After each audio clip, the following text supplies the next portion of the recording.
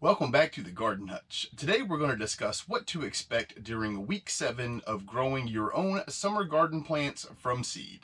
Let's get going.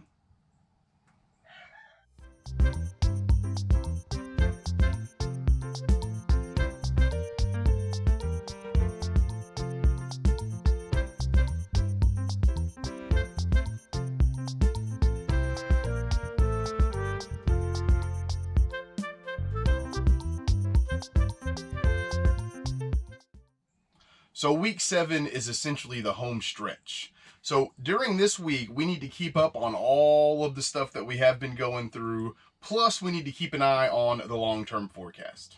I don't want to get too far ahead of ourselves, so let's just start with what to expect during week 7 as far as our greenhouse is concerned. The temperatures are definitely getting substantially warmer. The evenings have gotten to where they average right about 50 degrees or so. The plants in here have started to take off, even though some of our tomato plants, like this one, is much bigger than, say, this guy. This time last week, this fella was the same as that one. So as the temperatures start to rise, you're going to see exponential growth in a lot of your plants, specifically the nightshades, your peppers, and tomatoes. Now, for us here on the homestead, I just want to go ahead and put this out there. I will not plant my eggplants, peppers, or tomatoes until the last week of April, no matter what the forecast says. A lot of my other vegetables, I'm a little bit more flexible on, for lack of a better way to put it. But the reason that I like to baby my nightshades is I like to have them in a very warm environment through the entire month of April.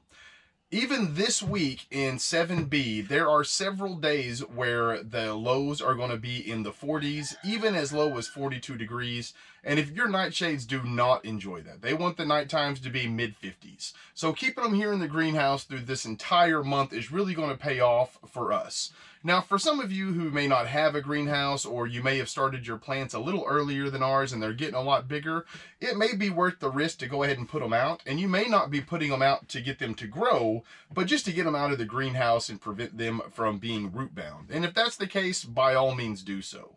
I say all of that to say, right now, we're having to water twice a day. I come out each morning around 10 to 10:30 and I water the gardens, or I'm sorry, I water the greenhouse. And then before I shut the greenhouse up around 8 o'clock, I water it once more.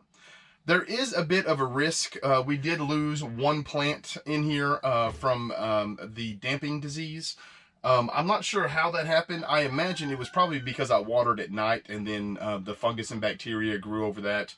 But out of all the plants, we still have an extra 12 of all of our tomato plants, and we have almost that exact same on our pepper plants. This year, however, our germination rates weren't quite as well as last year. Our pepper plants, for example, the one that I'm really paying attention to are the cayennes. Out of the cayennes, only about 60 to 65% of them came up. Now, that's not to say we're only planting 4 cayenne peppers, and we have, I think, 14, so we're going to have plenty of them. I was a little disappointed, though, in the way that it worked out, and I'm not sure exactly why. It could be the medium that we used. Maybe I didn't use enough cinnamon. I'm not real sure, but as long as we have enough to put in the garden, that's what really matters.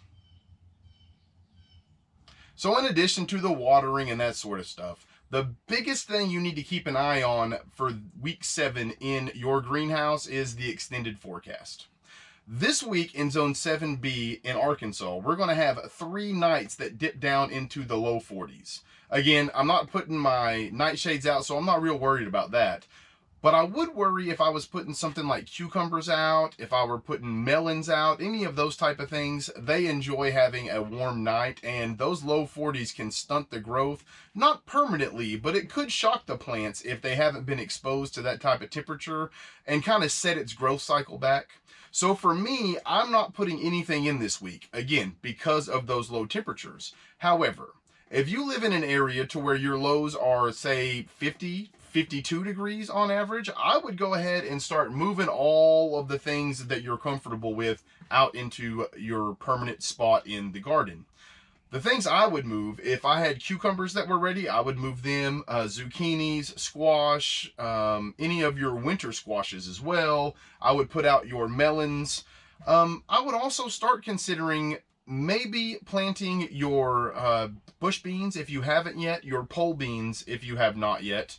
And you also now still have about a 2 to 3 week window where you can get any of your lettuces, radishes, or greens in the ground and still have those a harvest before it gets too hot and they start bolting and getting bitter. So all of that is a lot to take in 1 week, right? Trying to maintain watering twice a day, making sure that nothing runs out of fertilizer before they get in their permanent spot, keeping an eye out on your local weather, and moving the stuff that you can from your greenhouse into the permanent spot. Week 7 is definitely going to be busy.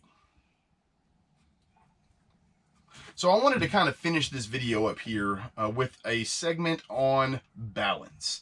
Now, I've said it since I started filming here in 2023, and I'll probably say it for the duration of the year. My goal this year is to improve on my cadence of moving from season to season.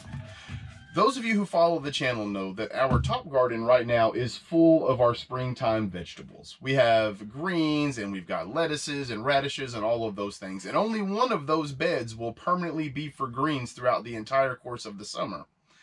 So what that means is I have got to start making sure that I utilize the things that are in the beds that will be coming out first.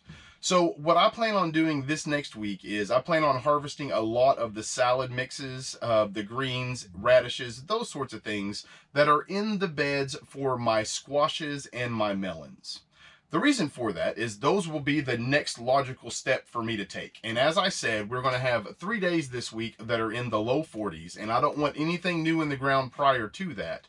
But directly after that, if I don't see any more, I am going to start emptying out the greenhouse like a mad person. I will probably plant everything that I possibly can that is not a nightshade in that interim. And what that means is we have a lot of food to eat. And the stuff that we can't eat, it's a great time to go ahead and start reaching out to friends and family, giving them some lettuce or greens or whatever it is that you might have extra of. Who knows? Here in a few months, those people might also be a good avenue to give tomatoes and cucumbers to. As always, I appreciate everyone who's made it here till the end. Until next time, I hope everyone takes care of themselves. Peace.